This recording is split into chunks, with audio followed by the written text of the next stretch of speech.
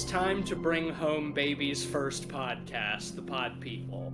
I'm Matisse Van Rossum, and despite my appearance, I'm actually 10 years old. I'm Ben Sheets, the leader of the mighty Orphan Power Rangers. Oh, nice. Hello, I'm Cleveland Mosier, but today you can call me by my agent name, Psycho Dwarf Mantis. AKA the Mutant Grifter, AKA 13 going on 30. Yikes. And I'm the guest, obviously walking on his knees, Jans Holstrom. The man who needs no introduction, Jans is back. Cleveland is joining us remotely because watching this movie gave him monkeypox. And so he's at home isolating. Yep. Now, to be clear, I don't know for a fact that I have monkeypox. I'm showing all the symptoms of it. Going into a doctor tomorrow to find out for sure. No, you have monkeypox, and this movie gave it to you. I mean, well, there are chimp-related things, but we'll get into that down the road. Well, yeah, let's hop right in, shall we? We're talking about the brand new film Orphan: First Kill, directed by William Brent Bell, and it is a prequel to the 2007 movie Orphan? Yeah, something like that. 2009. 2009, okay. Now, I know for a fact that Ben, Cleveland, and I have not seen that movie. Jans, have you seen the original Orphan? Yes, absolutely. Okay, you have. Alright, so that's good. So you can provide us any necessary context we need from that. Well, it's nice because First Kill's a prequel, so you don't really have to, like, you guys could watch narratively, Orphan. sure. Yeah. And, I think we all know the basic premise of Orphan. The family adopts a little girl. She turns out to actually be a 30-year-old woman with, like, a special kind of dwarfism that makes her look like a child. But we have to get it out of the way immediately, because I think it's going to be the major point of focus for our entire discussion. They got the same actress from the original Orphan back to play the character in this one, Isabelle Fuhrman. Well over a decade later. Almost 15 years later. When the first Orphan came out, she was actually 10 years old. Now, she's like 25. And she's back reprising her role as a 30-year-old woman who looks like a 10-year-old girl. Well, in a horror version of Dear Evan Hansen. Well, is supposed to look like a 10-year-old girl. Yeah, we should actually call this movie Dear Esther Hansen. Mm-hmm. There you go. I was calling it Tiptoes 2. Tiptoes is the movie where Gary Oldman plays a dwarf walking around on his knees, right? Am I thinking of the right movie? No, yeah, that is the correct movie. Starring Peter Dinklage, right? As a 6'6" adult man, yeah. Yeah, so that is definitely the most obvious thing about this movie. It's very obviously a fully grown adult woman. They're relying heavily on body doubles for a lot of the stuff. Anytime they shoot her from behind or from a distance, it's very obvious that they have like an actual child. And then for the close-ups or facing her, it's a woman on her knees. It's something. Well, okay, here's the thing with it, right? Because she's playing a 31-year-old with, a condition that makes her in a 10-year-old's body. And because now she's like 31, basically, playing a 31-year-old supposed to be in a 10-year-old's body, it's almost like an ageception. To the point where it's so stupid that it almost kind of works in a stupid, schlocky way. It's stupid, that's for sure. When we first started watching this movie, I was like, I just kept thinking, like, why did they think this was a good idea? Like, why didn't they just cast another like young child actress who looks kind of the same. And then as the movie unfolded, it became more and more obvious to me that having Isabel Fuhrman reprise the role was the point all along. There's a point about halfway through where this movie went from, oh, I'm focusing on the stupid Dear Evan Hansen shit, to, okay, this movie became something way different and way unique, and even though the stuff is fucking stupid and terribly executed, I have no idea where this movie is going. Yeah, dude, And I I'm had a great here time for watching this. We're probably gonna watch it again for movie night in the Discord. Yeah, okay, Yeah. well, here's the thing. I'm gonna put it out there. I kind of liked this movie. Like, I think this movie, especially with what happens about halfway through, I'm gonna say no spoilers for now. We'll spoil things later. But there's a big twist that comes about halfway through that turns this movie from like, okay, this is probably the same as the first one, except like shittier because of the struggles to kind of reuse the same actress, to something where I'm like, okay, this is kind of batshit, and this is the kind of schlock that I was looking for. And I think, like, I was telling Tease after we finished watching that, like, this is a cool, unique premise with a terrible director. This is the guy who directed, for reference, William Brent Bell, who directed The Boy and The Boy 2. And also, I looked it up. What is and it he with directed child-based he work? directed that movie Stay Alive in the early 2000s. If you die in the game, you die in real life. Dude. Holy shit, I Yeah. forgot about that movie. I actually Wow. watched that recently. How's it hold up? Does it hold Oh, up? we watched it for movie night. Where were you, Cleveland? I don't know. Was I there? I thought so, but yeah, we sat down and we all watched Stay Alive because someone was like, "What's that bad Frankie Muniz movie?" And I was like, "Oh, Stay Alive." Oh, And I vaguely remember that. yeah, there's like the Blood Queen, and it's terrible. And God, it's a rough movie. He's only making like child horror films. Do we need to tell someone? Do we need to? No, I didn't make any of those implications, but I don't know. Some things in this movie kind of made me wonder. well, I mean, I think the most yikesy thing, I referenced it in my nickname, was the tweet that like one of the publications like put out like surrounding the film, which was like 13 going on 30, and I'm like, that's creepy as No, shit. they were trying to play off of the short-lived she's a 10 but meme. And so it was a picture of her, and it would say she's a 10, but she's actually 33 or something like that. That's fucking gross Which- too. Oh, Yeah, well, I mean, no, it's fucking worse. Can we get someone to do a welfare check on Paramount? Yeah, damn. See what's going on.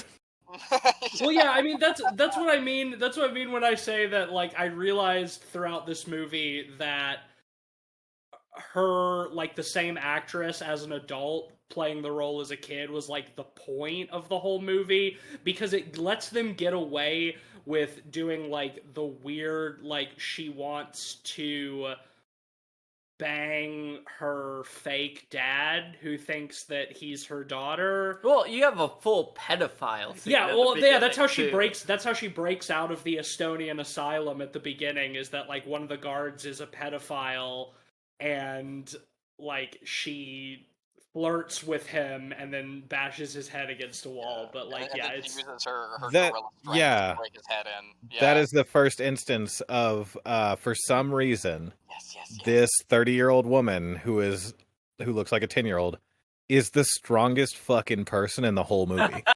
yeah, it's weird because it's not like the disorder that she has would, like, she would still have the strength of an adult. Like, no, effectively she has the body of a child, which does bring up another thing that, like, multiple times in this movie we see her using like a binder, like a chest binder, to like flatten her chest, which is confusing because I thought isn't the thing that she Yeah, has why the does she body have of to do like a child, Titan thing?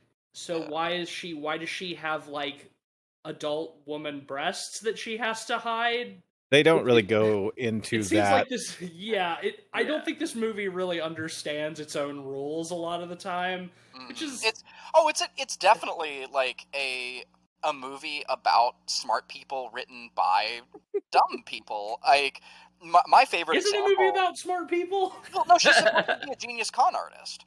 Okay, Like, sure. and She's supposed to be. So it's supposed to be about like a smart person, like, but people who aren't smart wrote it. So you have this, and it's one of my favorite things to see in movies, where, the best example of it is to show us that she is a super genius manipulator.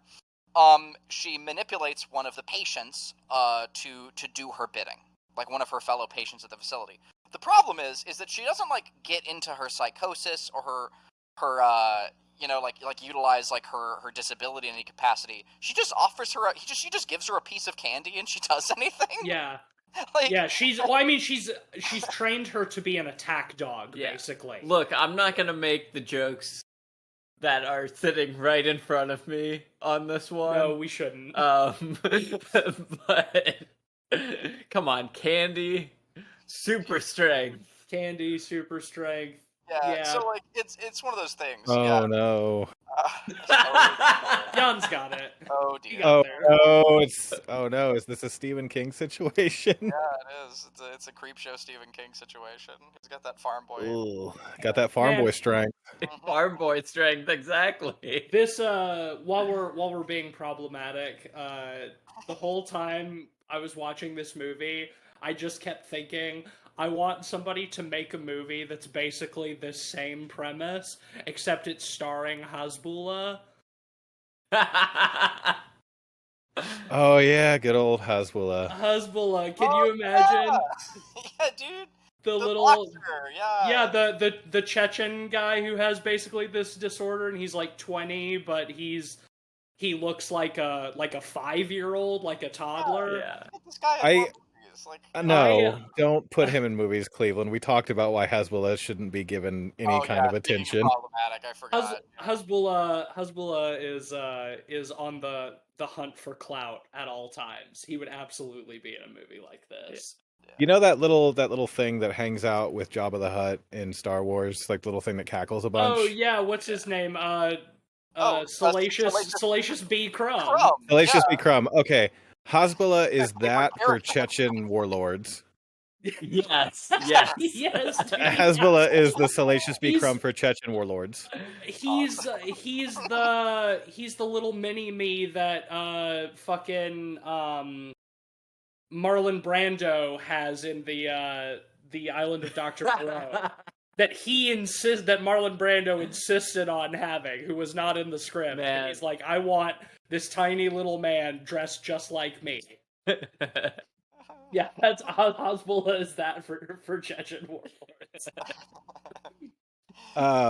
There is one thing I want to address. A couple things.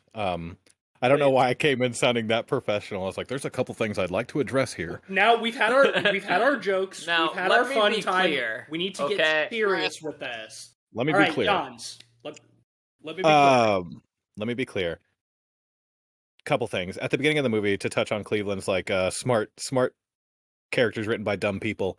I like that at the beginning they do like an Avengers walking down the hallway breakdown with like because the movie starts with an art therapist showing up at this I want to say Bolivian, but it's not Bolivian. Holy shit. Estonian, there we go. At this Estonian asylum, and they're explaining, they're like, "Oh, the most dangerous person that we have in here resides in this room," and it's just like this 30-year-old that looks like a 10-year-old. It's like, okay, I guess. Yeah, they're like, she's the most insidious manipulator. Yeah. She's a brilliant con man. Yeah, it's director played up. Doesn't know what Estonia is, though. Yeah, that's a little tangent we should go on to. I think this movie is set in like 2007, something like that. Yeah. When she like escapes the asylum and like finds the girl's identity that she's going to steal, like she goes to like a park in the middle of the night to hang out, so she gets found by the police. But the cop is like, this is in 2007, but the cop is wearing like an Ushanka with like a Soviet like Red Army pin on it. And they pick her up from Moscow. And it's like, does this movie think that the Soviet Union was still a thing in 2007? Because they sure are treating it like it wait a second. Are there any phones in the movie? There's no smartphones, but she does use a laptop after she kills the therapist. Oh, damn, she does, to look for a suitable child to impersonate. No, there totally are smartphones, because when they have her on the plane and they're flying her back to America, the mom is like showing her pictures of the husband, being like, "Isn't your dad hot?" Oh shit, you're and right. She's showing him on like original iPhone, I think, something like that. Also, one thing I noticed around that time was that the entire film is in this weird Vaseline soft focus. Ben said that exact same thing. 100%. Ben said that exact same thing. I know why. I think it was to try to hide some of the fucked up Isabel Furman stuff. Yes. But it looks to make her complexion look a little bit smoother. Yeah, to hide the crow's feet. Yeah. I mean, that's not fair. She's like only 25, but like it's not crow's feet, but it is like she is starting to get like wrinkles like under her eyes. Yeah, just like because children don't have. Adults do, and it's like she's got like this very like shapely like face and jawline and like these high cheekbones, and there's no baby fat. There's no baby fat whatsoever. It's like she does not look. No, she's an adult. She does not look like a child at all. Like it is like we've referenced Dear Evan Hansen a couple of times, but like it is that. Like you can go hello daddy like all day, right? Like her voice doesn't sound like a child either. Her voice sounds like an adult's voice. The amount of times they have shots where characters will like lean down to her height, and then they'll cut to a close up where it seems like they're just standing, is fucking hilarious. Yeah. Okay. We'll get to the blocking, and Jan's. There's a reason. No, I'm about to just. On the podcast, I'm about to just drop this fucking blocking bomb. Right before you do, I do want to mention, like, I had thoughts on it, and as I was trying to put a kind of pinpoint what it looked like the soft focus all over it, and it's the same as it's that same feeling like when you're watching old TV shows. And it looks like mayonnaise was like kind of like accidentally smeared on the screen a little bit, like someone was kind of eating something greasy and they picked up the camera wrong. Like it's the soap opera effect. Yeah, it's like they reverse 4K resed it. Like it's like because like a lot of TV series like that that look like that are now getting like 4K re-releases. Where they've been like artificially like the resolution has been increased or whatever. It's like for shows that genuinely do that, it's mostly a soap opera thing to kind of hide the high key lighting and stuff like that. Where for this movie, they're just hiding the issues they have with age. Yeah. So anyway, that's puts a pin on that point.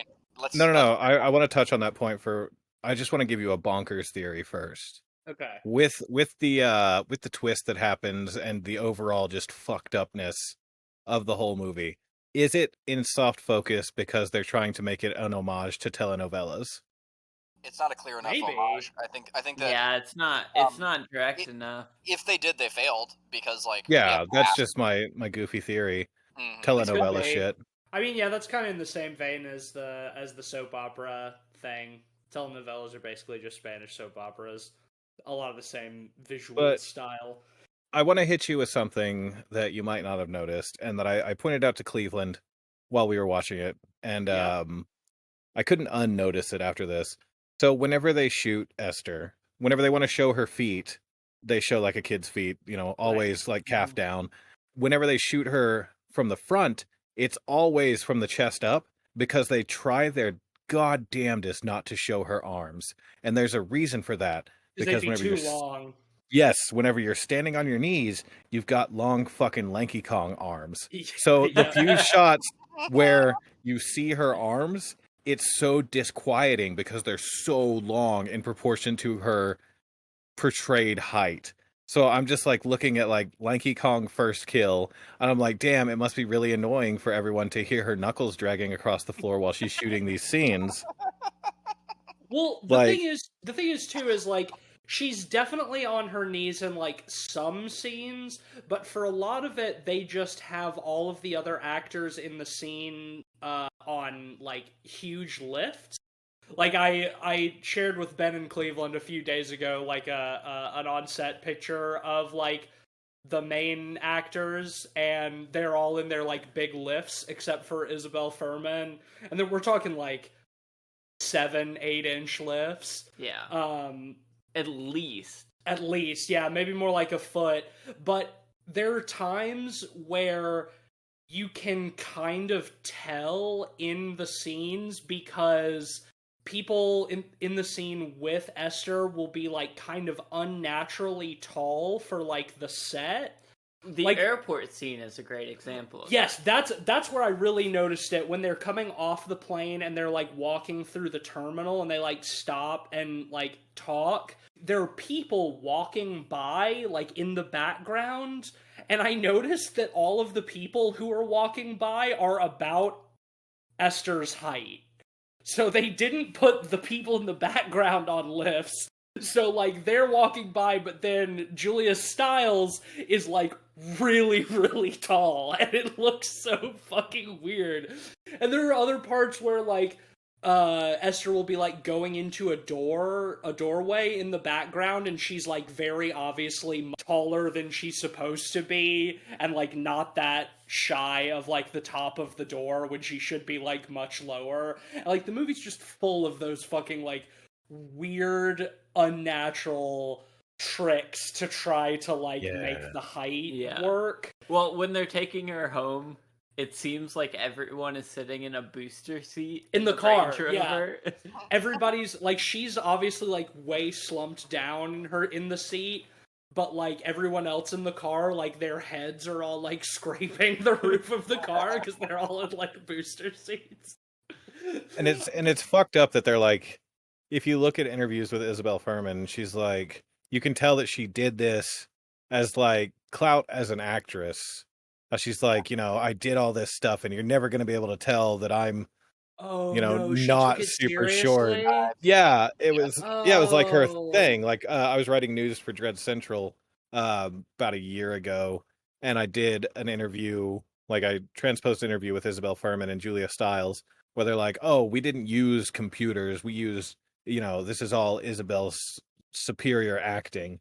And it's like, damn, no, it's not. Like, I've seen it now. It's not.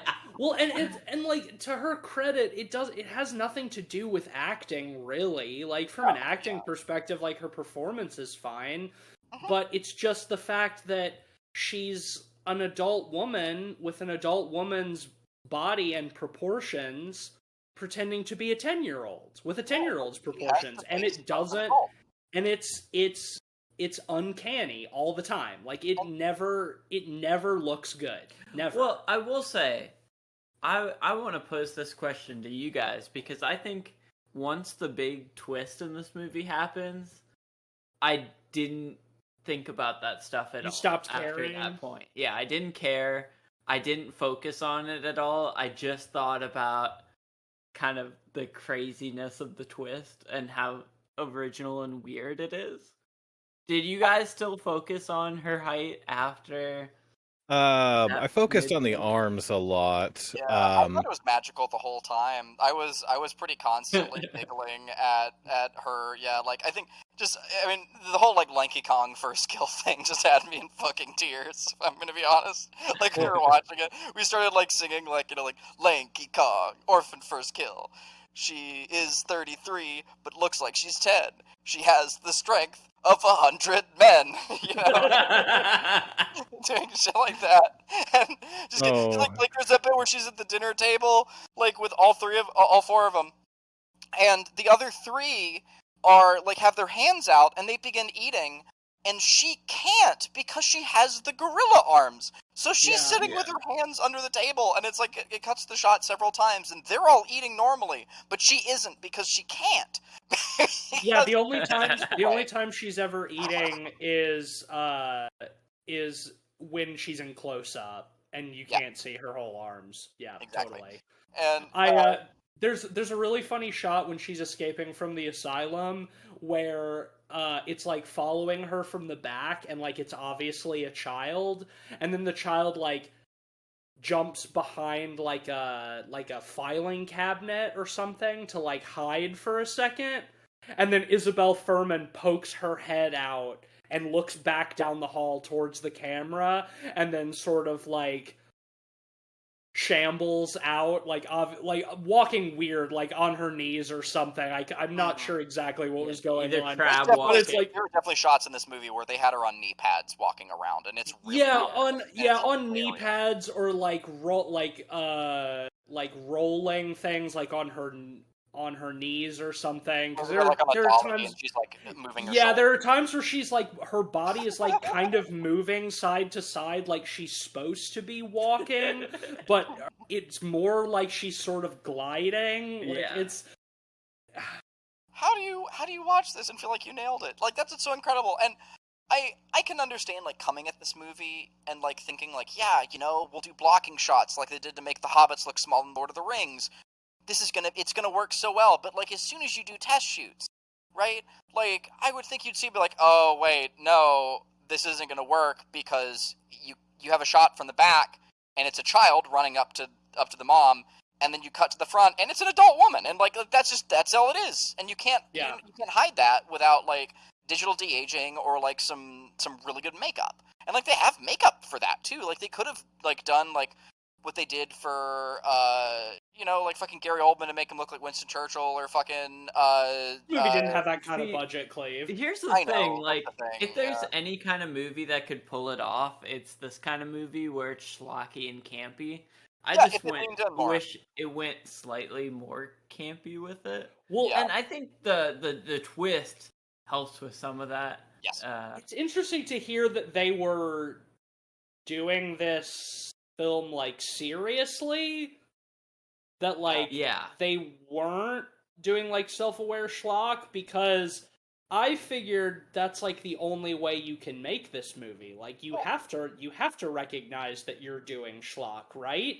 Yeah. But I guess they didn't. That's bizarre. There are several signs to me that point to like it not being self-aware, and primarily it's beyond the really goofy and dumb twist.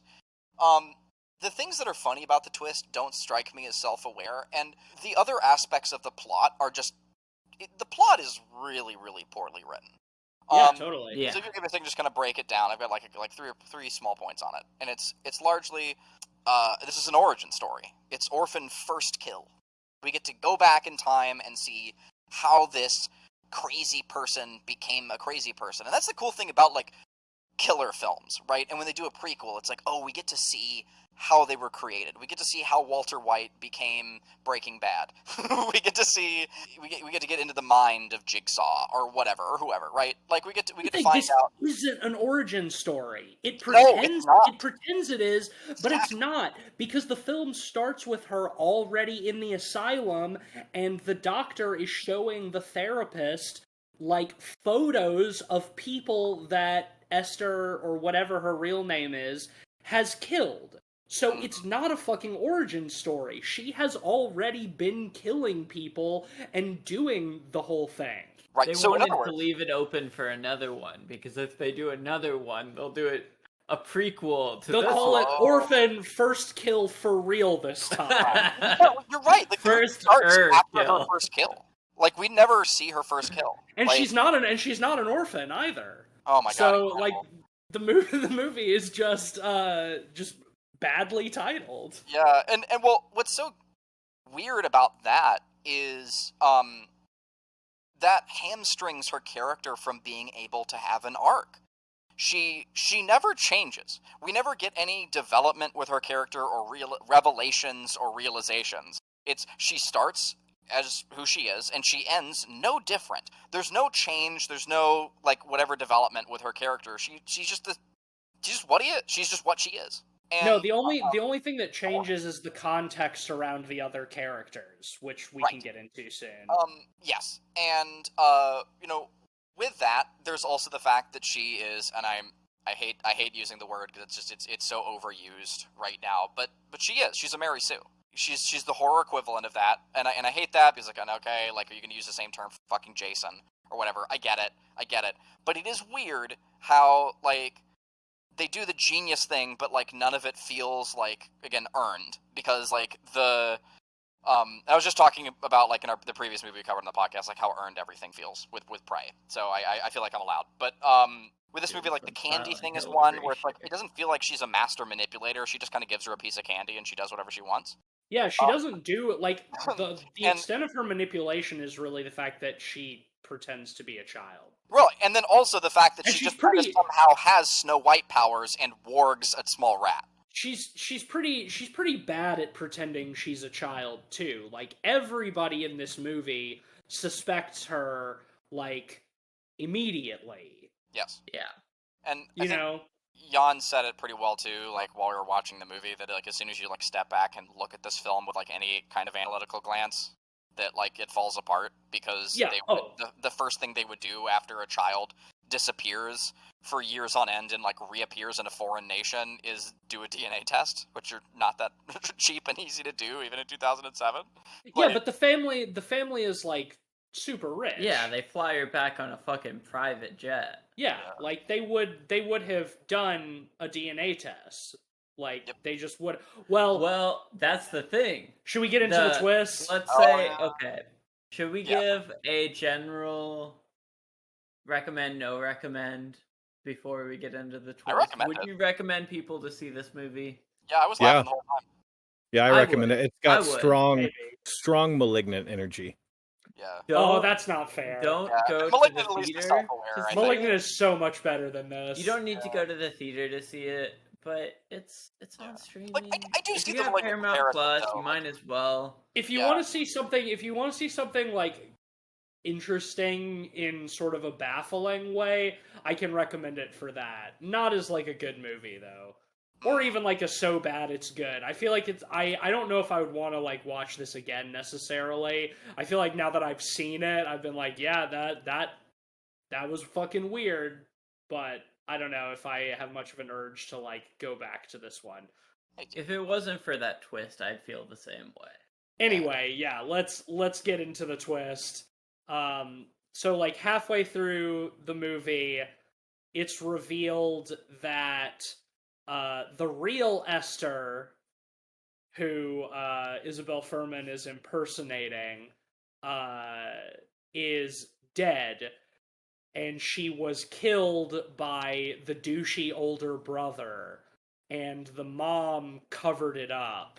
Hey, so could you describe in detail how the brother killed the sister? I can't, because why is that? Because they never say. they never paint that really important picture. They say he got too rough with her one day, and then the mom describes it as older sibling bullshit. So I guess that, and like older sibling bullshit is like verbatim the term she uses. Yeah, and too rough also. Yeah, you quoted it directly. And it's so I guess we're supposed to believe that they were like fighting or something and he killed her. But then also the mom's motivation in that same monologue, she's like, I loved my daughter to death, but it's a mother's job to protect her family no matter what. So I couldn't lose my son too. It's like, your son murders your daughter, and you're like, oh, my sweet baby boy, I can't lose you to the police. No. Better dump your sister's body down fucking... I think it's also... I don't want to lose social standing. Well, that and it's simple math. You know, you can have one kid or you can have no kids. Yeah, you could have one kid that you will always know murdered your other kid, Yeah. or you could just start from scratch. Well, I see maybe- it also the social as status thing, like I can buy yeah, it. social status. Yeah, like, they're rich people. I can they buy don't it, want to yeah. be gossip. Yeah. The one I thing can I buy have it more trouble- from a social sus thing too. The one thing I have trouble buying is just how did he do it? Because that's a really important factor. It's like, okay, how were they roughhousing? Did she like trip and fall downstairs? Were they like playing on a swing set and he was like, haha, pretend, like something, and like she flew off, like he kicked the swing set and she actually flew off and broke her neck. Like I think she fell down.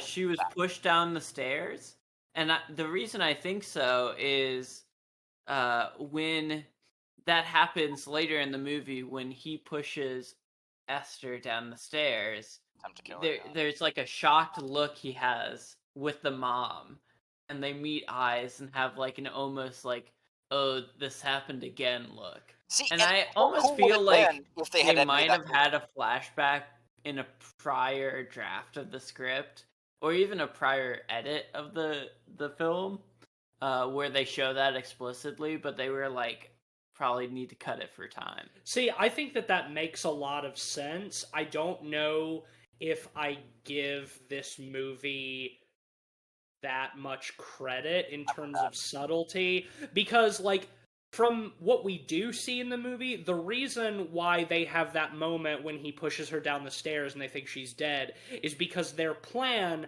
was they were going to try to make it look like she killed herself. Because, like, she was mentioning to the cop, like, oh, she's been talking about, like, wanting to hurt herself, and I don't know, and I think she might be serious.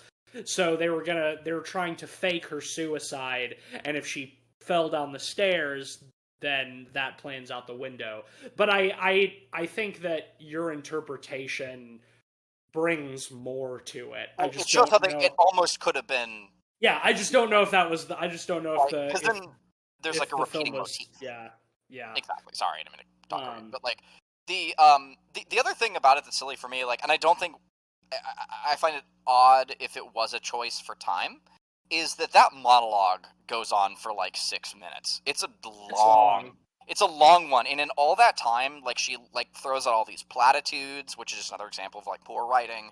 And in all of that time, with all that space, with all the platitudes, we could have worked in that texture as to like how the brother killed. You don't need to see it, like, just she can paint the picture with her words, but she doesn't. Like, it's all we get is just we're playing rough and she died. It's like, that's a really important detail. How do you not think that's needed, right? To like, for us to understand these characters. If you're going to explain that, it would take away from her saying we came over on the Mayflower. Oh God, right. Exactly. Like, what does that have to do with anything? Also, real quick note about the twist. After the twist happens, after it's revealed, Julia Stiles starts adding fucking into every other word she says. Yeah. She's written as like, oh, the gloves have come up, the mask is off completely. This is dark Julia Stiles. She's like, we came over on the fucking Mayflower, you fucking mutant grifter. Like, she just gets like real bad at cursing. Like, it's not even good cursing where it like enhances the sentence. She just throws in a random fuck or fucking. And then there's that really creepy part where she's like, I'm gonna go fuck my adult husband now. And it's like, that wasn't necessary. Well, that's the super baffling thing about it all, is that the reason the mom and the brother like even allow this like fraud to come into their house in the first place is because ever since the real Esther went, quote unquote, went missing, the dad has been too sad to paint or fuck his wife. and that is it. So they're like, yeah, we'll bring this strange child home, who turns out to not be a child, so that I can fuck my adult husband again. Really, and so, but then detail there is we will bring this child home and learn that she is a psycho murderer. Like, they know during that opening monologue where all this is revealed, she's also revealing she knows who she is, meaning she knows that like she is a psycho murderer, and her choice is to keep her around to keep her husband happy. Like, where it's like, okay, well, oh no, spoiler alert, the psycho murderer is going to go and be a psycho murderer again. Like, it doesn't make any sense. Like, why Well, would that's the funniest part, because there's a scene later on when the brother confronts her, and he's just an absolute shit. Yeah. But he lays out his leverage over the situation by saying, we could just kill you, and who's going to believe what, an illegal immigrant or this? Yeah, he threatens to ship her back off to Estonia. Yeah. She's like, I'll take you down with me. And he's like, oh yeah, like they'll believe you. And in saying that, it kind of makes the whole stakes of the situation in general fall apart.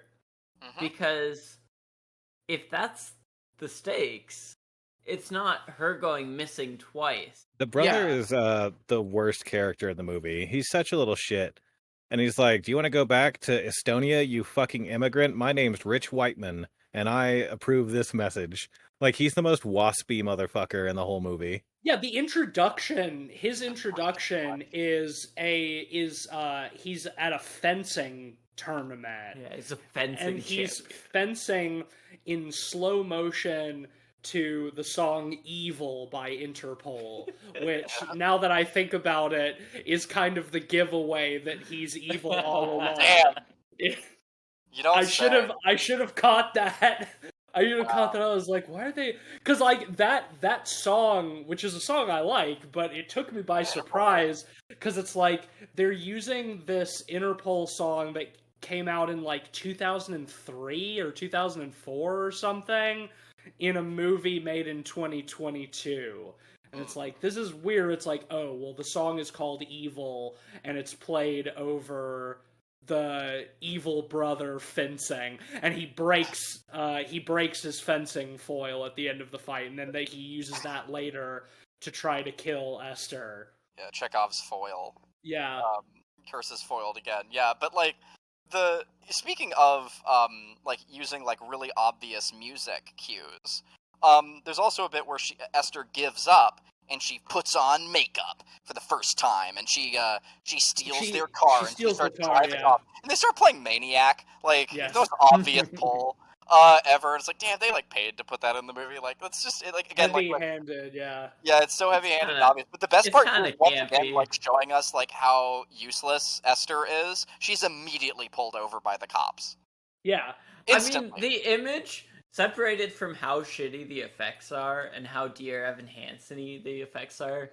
The image of a 10-year-old driving a car, taking it on a joyride is fucking hilarious. Driving like a cigarette and like like a big SUV, putting on lipstick, wearing sunglasses, and smoking a cigarette. Again, these are the things they couldn't have gotten away with if they were using an actual child, which is why I think they lean into that more. Although, could have gotten away with that with an actual child in like the 80s. I think at that point, whenever she was in the car smoking the cigarette, I think my comment was, oh my god, she's driving a car like she's people. Because throughout the whole movie, it was mostly like they kind of treat Esther as a character like a small dog. It's absolutely. It's like, oh, she's at the table like people. They're constantly trying to hide that she's not a small person. There's just so many thoughts in my brain that it's giving me a stroke. I'm having a stroke right now, thinking about Orphan. I feel you, brother. I feel you. It is like sort of a Lovecraftian horror in that way, where like if you start like really considering any of it, it does start to like unravel your sanity a little bit. Like if you see Esther out of the corner of your eye, you see that she's actually like adult sized. And then if you look at her directly, she's child-sized. That's the horror. Yeah, that's the horror. Holy shit, that would be a good Orphan movie. Yeah, like out of the corner of your eyes, she's like, knuckles dragging on the ground, Lanky Kong, Esther. And then if you look at her directly, she's a 10-year-old Estonian orphan. Don't read the Necronorphicon. I'm constantly going between like absolutely loving the pure goofiness of the premise to hating everything about it. Yeah, Well, It that's sits the thing. Like Whiplash. Yeah. the premise itself, especially with the twist, introduces such a fun and campy power dynamic where you have like two competing evils, and that's fun in itself. But I Yeah. think it's just so incompetently made. It doesn't push that any of it far enough. Like, I think that you could make a really fun movie out of this premise, but I think you gotta introduce that twist way sooner. Like, fuck it. Like, let's get to that point, 20, 30 minutes into the movie instead of an hour in, Like, get there much quicker and then really lean into it. I was saying to Ben, because he mentioned that he liked the part where she tries to push the Julia Stiles and the brother onto the train tracks, like right before the train is coming, but then like a guy walks by and she bumps into him instead and it foils her. Like, how fun would it have been if we'd gotten like a whole montage of her trying and failing to kill them? Oh, yeah. Just like really fucking lean into it. Yeah. And like it's like a reverse Home Alone. it really does feel like the schlockiness of this movie is incidental. And we get a few other instances of that, like her making the smoothie for Julia Stiles. And puts the dead rat in Yeah. it because Julia Stiles killed her rat friend that she had for some. Yeah. What was the deal with that? Why was she friends with the rat? So Once they again, could do to the show smoothie. her, like, it's an attempt to show that she's a super genius manipulator, and that she understands how to manipulate rats. But He like, doesn't manipulate the rat though. He just Imagine- knows the how rat just instantly likes her. Again, just like just like the crazy person in the asylum, where it's like she gives it a piece of candy. Them a piece of not it. Sorry, she gives them a piece of candy. Oh Jesus fucking Christ, Cleveland. Yeah, damn. Well, sorry. Mentally ill erasure. But, I'd be erasing myself. But the with the rat, like, like it's the same thing where it's like they're doing, it's like almost like a Disney princess, like Snow White kind of thing, where it's like she just has power over the animal, and it's like that's not really how genius works, Like a Also, she genius person doesn't- would like slowly lay out pieces of food and earn befriending the rat, but instead the rat just kind of instantly likes her, like a cartoon rat. But also, what is the point of the rat? She doesn't To do die. anything with The the rat rat. is Yeah, supposed it's to die so literally that she only learns to that they're do the poisoning her. smoothie bit. Yeah. Just they have so many instances where it's clear that they had one bit in mind that they wanted to do in the movie, and they try to build everything around it.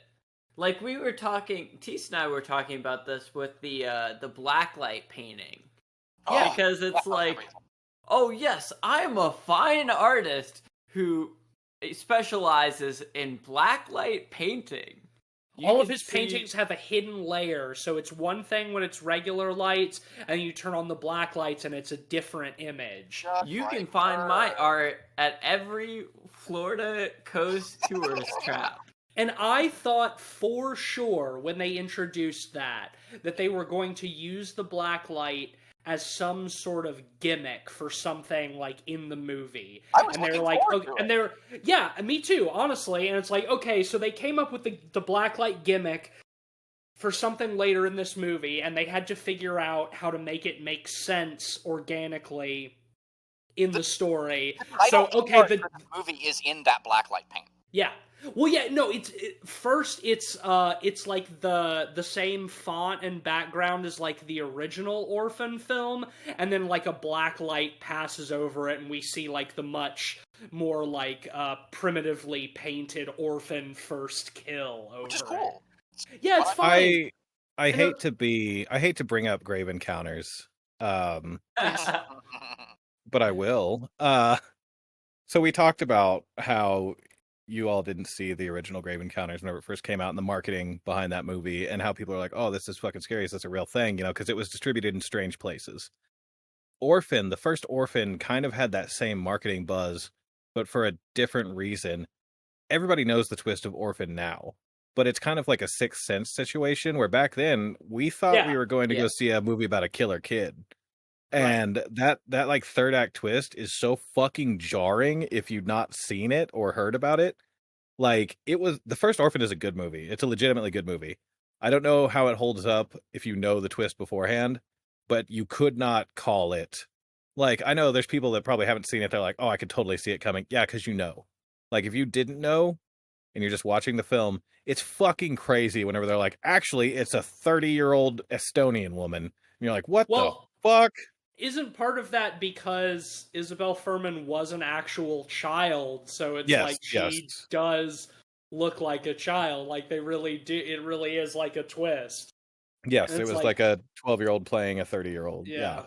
And one thing I respect about this movie as a sequel is from the get-go, from the first couple minutes, they emphasize, oh, hey, yeah, she is an adult in a child's body. Yeah. This is not a twist in this movie. Yeah, this is something very clear immediately. It's the first thing the movie tells you. Yeah. And that's why I think the whole, the twist should come way sooner. Yeah. Because that twist did genuinely take me by surprise. I don't think that it's necessarily a clever twist, but it was baffling. I did have a very strong reaction to it in what the fuck is happening here. It's very entertaining. Like when Julia Stiles shows up while Esther's stabbing the cop and she just shoots the cop on the ground 5 times. I was like, what the fuck is going on here? Where is this going? It is a very jarring twist, but that's why I think you should, in this case, get to that way fucking sooner, so most of the movie can be about the power struggle between these two evil forces, both vying for the love of the same dim-witted man.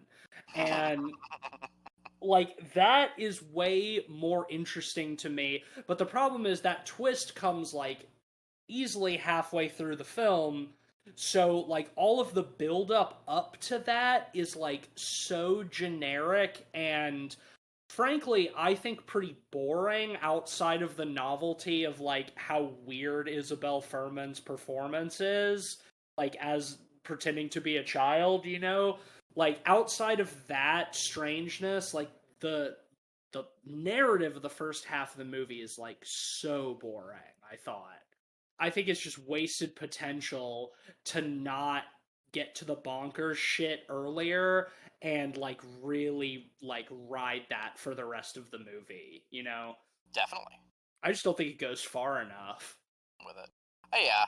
I enjoyed that novelty so much. But I agree that, the sequencing is pretty generic up until that point. But, yeah, it's boring. She goes to the therapist, and the therapist is suspicious, and, you know... Well, yeah, it's just an abbreviated version of the first. Yeah. Yeah, she misidentifies the macaw/parrot in the therapist's office, which leads to another fantastic Julia Stiles F-bomb in the latter half of the movie, where she's like, it was a macaw, not a fucking parrot. It's like, all right, calm down, Julia. Oh, that reminds me. I'm gonna go fuck my adult husband. Yeah, I'm gonna fuck my adult husband. Meh.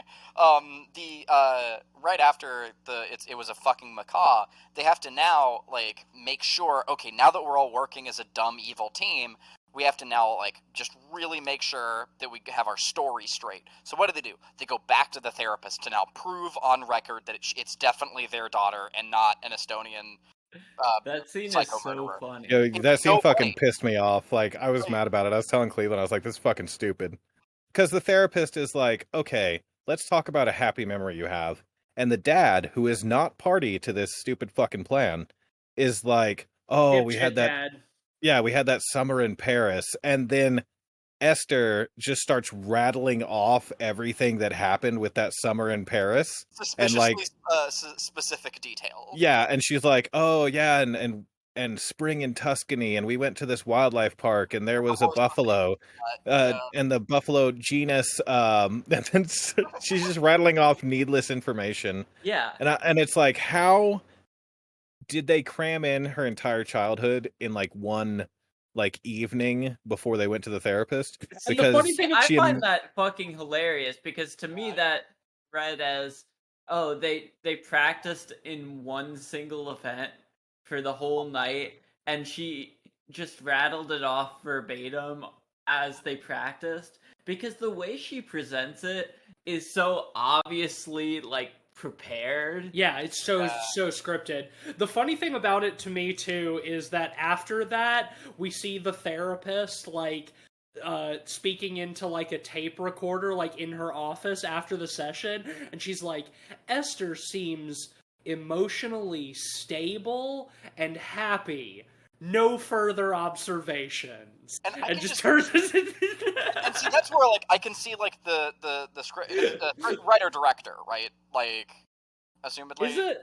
It strikes me as that. I could be wrong, but I can just see No, like I think it was No. right. Yeah, it's whoever different was working up the writers. script, like I can just totally see just being like, yeah, I'm a goddamn genius, like like working that up.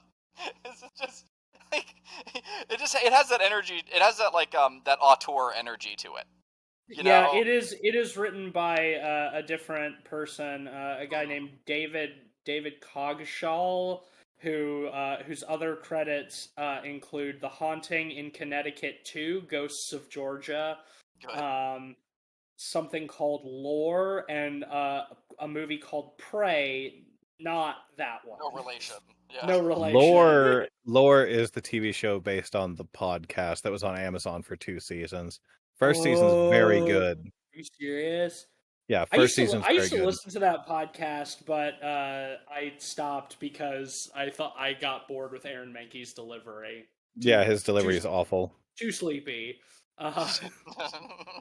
I will say that Orphan First Kill did cut back significantly on the creepiness that the first film had. The first film, there is a scene where Esther, having successfully gotten her adopted mother committed for child abuse, if I remember correctly, dresses provocatively and tries to seduce the adopted father. There's a lot of creepy shit like that in the first movie. Oh shit, so that's a theme. Because that was one of the Yeah. weirdest things about this movie to me, was like the love triangle kind of thing. Yeah, because Esther... But so that's something that's established in the original, is that she constantly has hots for her adopted dads. Right, but it's not played Weird. to the same length as in the first movie. In this one, it's like she's kind of, it plays it like a small crush, and then at the end of the movie, She like she's tenderly touches his hands a few and times. and then by the end of the movie, though, like without really any build up, she's like, "I did this all for you. I love you." Yeah, it's so fucked. And can we It's talk so about? funny. It's so funny that he finds out who she is, because like when they're standing on the roof of the burning house after Julia Stiles has fallen to her death, the dad like pinches Esther's cheeks kind of, and it dislodges her her dentures or whatever, revealing her like nasty Estonian teeth. And he's like, "Who are you? You're a monster!" That scene was so fucking weird because there's no reason funny. that he would manipulate her face like that. Like, it's such a weird thing to do. yeah, it's not like he put both hands on the side of her head. That I would understand, where he's just like, "Hey, listen, what's going on?" No, he like takes his forefinger and his thumbs and he's just like manipulating her face clumsily until her a lump of Play-Doh. Yeah, and until her dental bridge falls out. And he's like, "Oh, who are you?" And then got he like goblin teeth, and he's like, Yeah. and he even says, "You're a monster," and then falls over. And falls Well, that's off the thing. roof. It almost It's gives very- you whiplash because, like, it's like, "You're a monster. I love you," from Esther, and then Esther like pushes him. No, he pulls away from her and like falls. Yeah. It's very Frankenstein Yes, in a way. Turns out Beast killed the Beast. I just thought it was really weird, and it will stick with me forever. And I need you all out there listening to go watch this film, and at the end, explain to me what the fuck he is doing to her face. Like, it's obvious the director was like, "Hey, in this scene, her dental bridge needs to pop out and reveal her goblin teeth. Find a way to do that naturally." There's any number of ways that you could have done that. Yeah, exactly. But instead, he just like puts her head on the clay spinning wheel and starts working it like he's making a vase. Yeah, It like fucking Ghost. yeah, it makes no sense, and it was so jarring and weird. And then his very abrupt death afterwards, where Esther does not kill him. He's like, "Oh, goblin teeth," and falls backwards off of the roof, dying It's as so well. funny because it's like a minute after Julia Stiles has also fallen off the roof to her death. It's like Hans Gruber style. It's Yeah. Oh yes. Ben and I were saying the same thing. It is her falling through the fire to the concrete is like it's such a Hans Gruber falling off of Nakatomi The fucking Plaza. silly blood Yeah, splash. Cleveland said that. He was like, "Oh shit, Hans Gruber." And it is. If only she had the really elongated arms.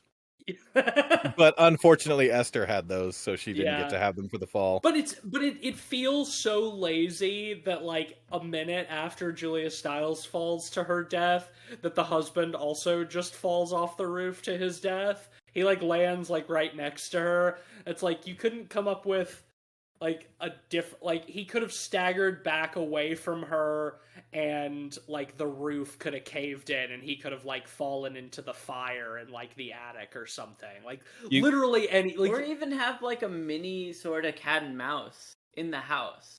I think at that point the house was pretty fully on fire, wasn't it? It doesn't matter but she because also goes into the house and walks very calmly out of it. So. That's true. No. She doesn't walk out of the house completely. She makes stops in this fully engulfed house. She goes to the bedroom, puts away her bloody like neck handkerchief, grabs some new ones, puts them on, slowly walks through the house, and then leaves. And that's so fucking dumb. That's not how house fires work. Exactly. You can totally have a sort of schlocky cat and mouse with the dad chasing her and her running away and appearing places. I could almost feel during that scene where the dad falls off the roof, I could feel the producer tapping on his watch and making the move along gesture. Like, come on, let's get this motherfucker in the can. Let's go. We gotta wrap this shit up. I also noticed, to your point, Jans, when she's walking through the house, in slow motion, there is the house is fully engulfed in flames. And there's no smoke inside the house at all as she's walking through. It's just fire.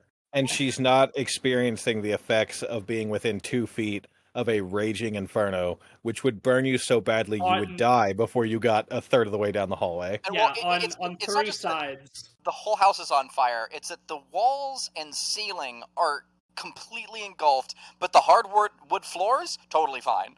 Like, well, Cleveland, that's just a well-sealed floor. You go down there, you get some of that Thompson's deck sealer. You can walk right through a burning house and not have to worry about it. Thompson's deck sealer. We got your back. I don't fucking know, dude. It was sealed really well. Thanks for sponsoring the episode, Thompson's deck sealer. Thanks, Thompson's. My house is on fire right now, and I'm able to record this podcast while the ceiling and walls burn around me. If only I'd sealed my deck with Thompson's. Maybe I wouldn't have monkeypox. Nah, the floor's not burning, and the walls burning almost gave me like a Silent Hill 2 vibe. Ugh. I'm burning! Don't remind me about that. Not the movie, Oh, yeah. game. Well, you said Silent Hill 2, and we did just watch Silent Hill Revelations last week, and I'm still kind of... Yeah, that I forgot. Earlier I was like saying, like, oh yeah, coming off of Prey, like I can talk about Mary Season. I totally forgot that we didn't even watch it. That's right. See, I'm here. Cleveland's like, you got to come on and talk about Orphan First Kill with us. I'm like, that's cool.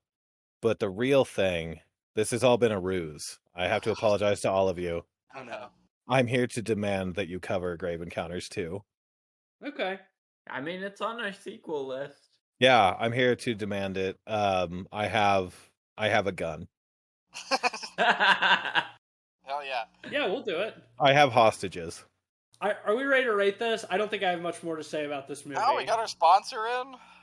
We got the sponsor. We got the sponsor done before we even rated the movie. Yeah. I don't know, man. 2.5 out of 5. Like, it was kind of interesting, but a lot of it was really boring. And they didn't lean into the schlock enough, because apparently they were taking this very serious movie very seriously. I think that was to the film's detriment. But anyway.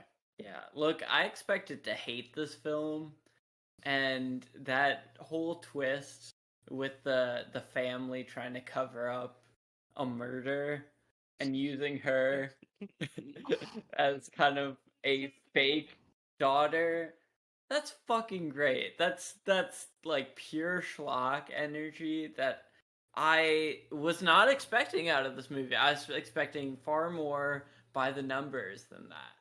And so I have to give it props for that. You know, I think a normal shitty sequel like this wouldn't have something so clever. But the thing is, like we've mentioned throughout this whole episode, it just does that so terribly. Like, this is like a sort of clever twist just executed absolutely awfully. I agree with you, Tease. I think it could have been done way earlier and way more schlocky. I think in the moment I was leaning 3, but I'm gonna go 2.5 as well.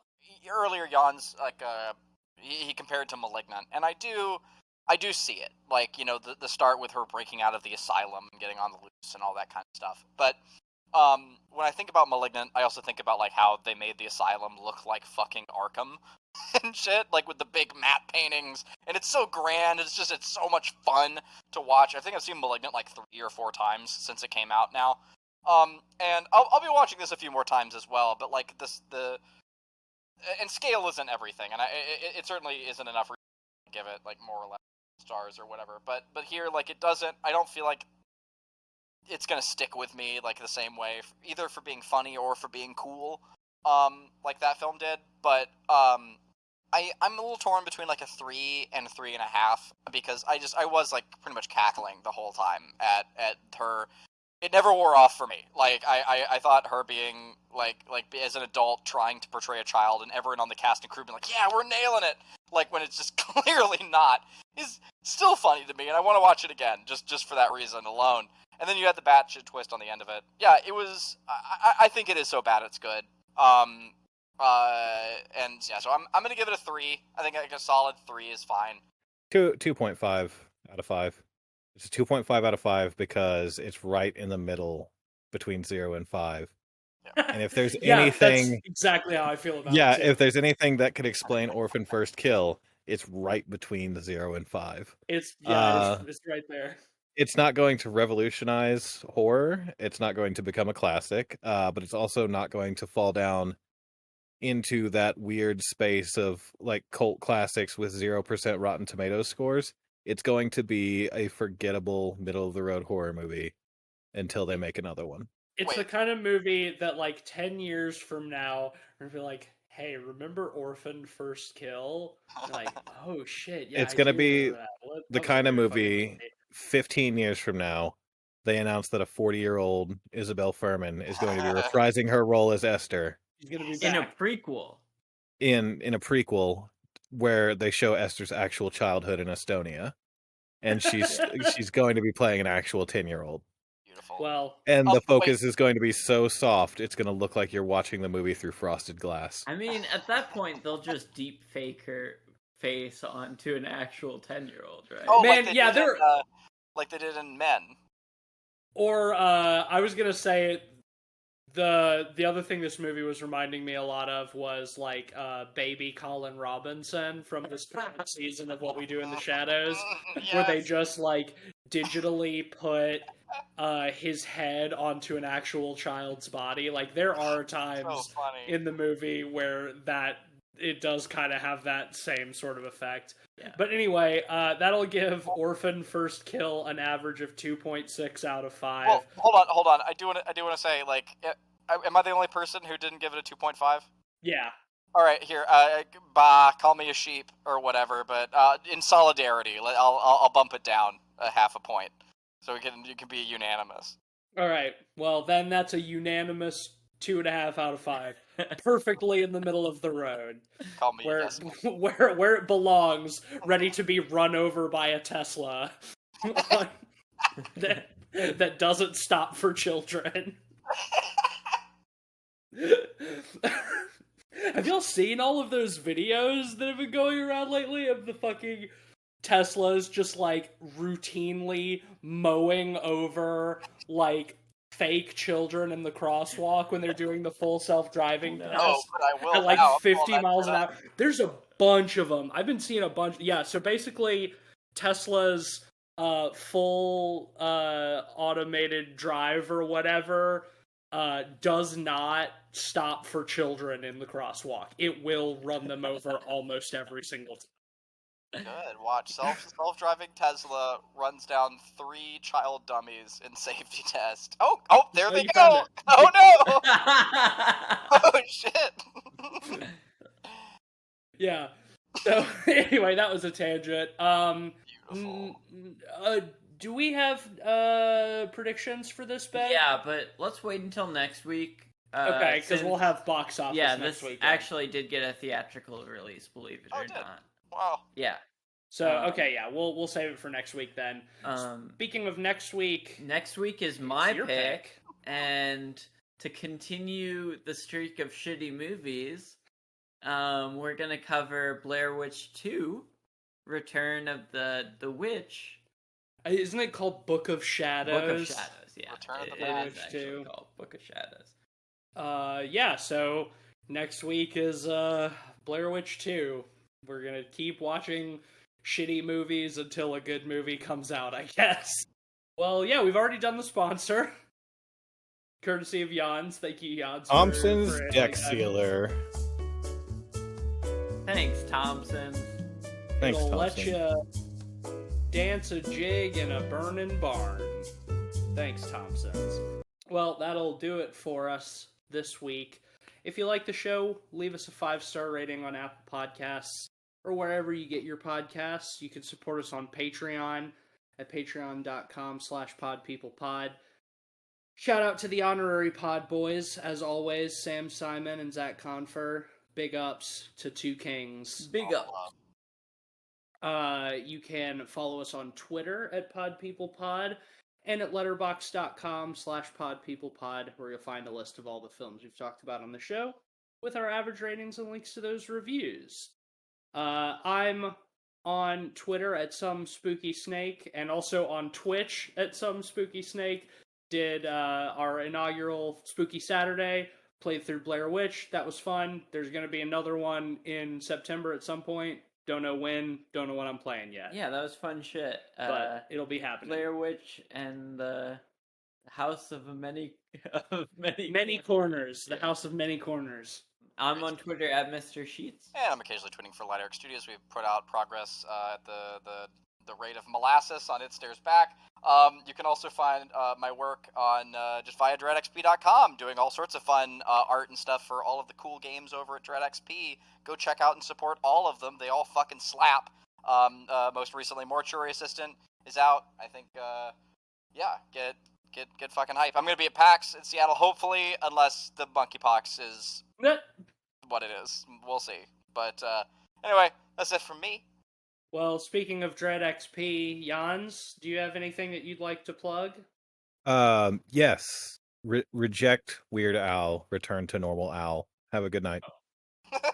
Well, No, you can joining find us. me on Twitter at DreadXP_. That's the business account. You can find my personal account where I make bad jokes at Horror Played. We're also on TikTok, Instagram, and Facebook at DreadXP Games. Go watch our little short videos showcasing the bangers we're putting out. Very good.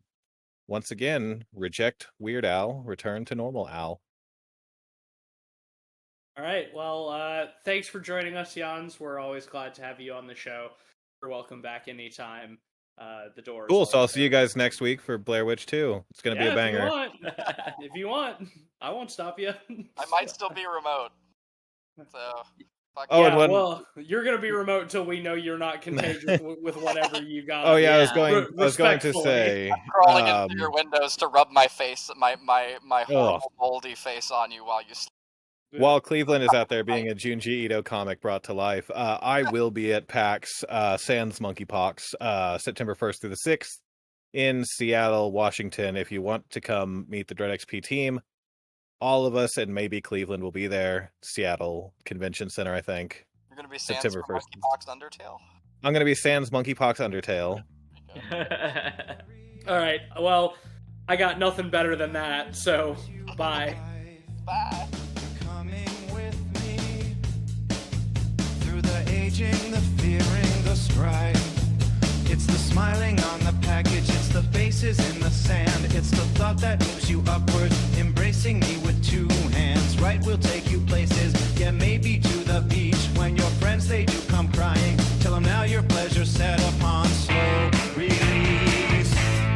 Hey, wait. Great smile. Sensitive to fate denial. But hey, who's on trial?